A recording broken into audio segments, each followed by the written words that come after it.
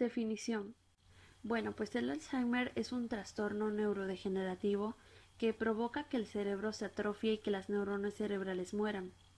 De hecho, esta es la causa más común de demencia y es un deterioro continuo en el pensamiento, el comportamiento y las habilidades sociales que afecta la capacidad de una persona para vivir de forma independiente.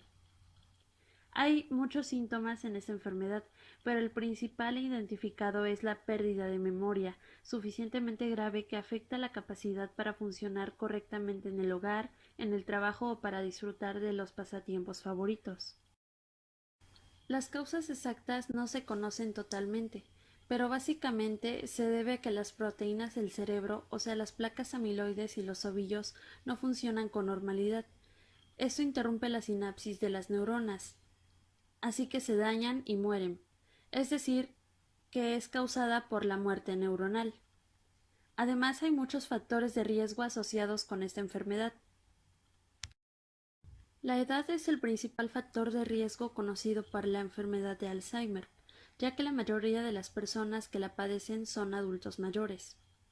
Otro factor de riesgo son los antecedentes familiares, ya que hay investigaciones que han demostrado que las personas que tienen o tuvieron un familiar con Alzheimer son más propensas a desarrollar la enfermedad que aquellas sin un familiar cercano con esta enfermedad. Además, el riesgo aumenta si más de un miembro de la familia padece o padeció la enfermedad. También hay una asociación con lesiones en la cabeza severas, como el traumatismo cráneoencefálico y la aparición del Alzheimer. Además, tener lesiones en la cabeza cuando la demencia está presente puede empeorar los síntomas de esta. Los factores asociados a enfermedades como la diabetes, la hipertensión, los altos niveles de colesterol en la sangre, el tabaquismo, la obesidad, el alcoholismo, también están asociados a un riesgo creciente de padecer Alzheimer. Síndrome de Down. La genética de este síndrome tiene una tercera copia del cromosoma 21, así que también lleva una copia extra del gen del APP, que produce el beta-amiloide. Tener una copia extra de este gen lleva un aumento del 50% en amiloide de producción sobre sus niveles normales, así que las personas con síndrome de Down están en un mayor riesgo de desarrollar Alzheimer.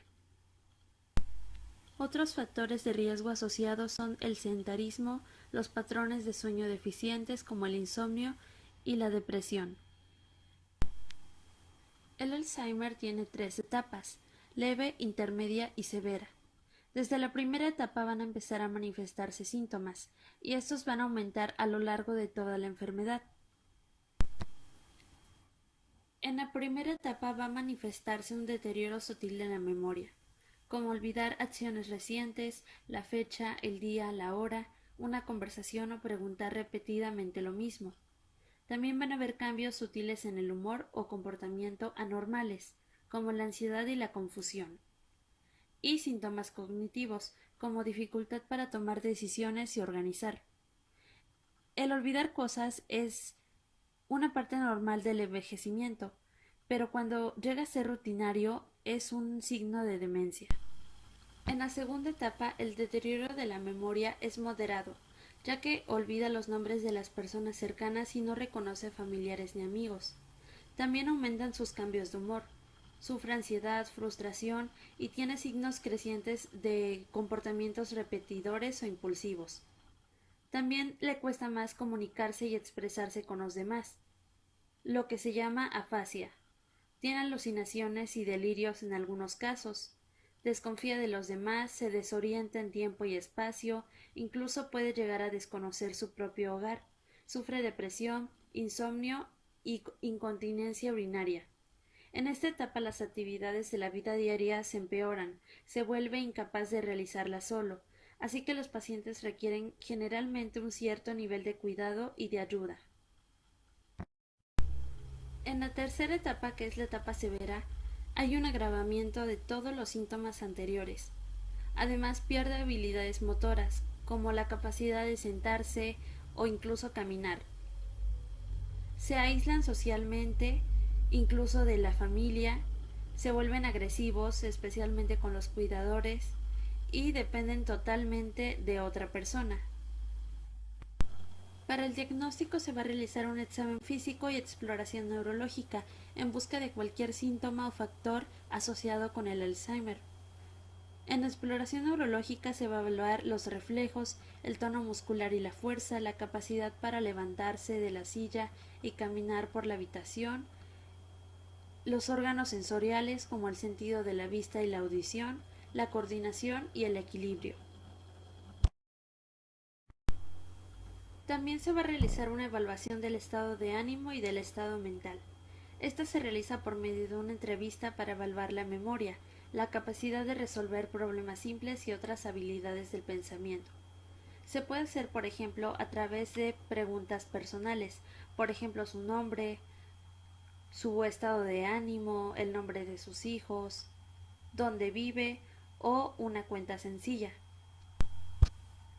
Se pueden realizar análisis de laboratorio como la biometría hemática completa, el perfil lipídico, el examen general de orina y el perfil tiroideo para descartar otras causas posibles de la pérdida de la memoria y la confusión, como una enfermedad tiroidea o deficiencias de vitaminas.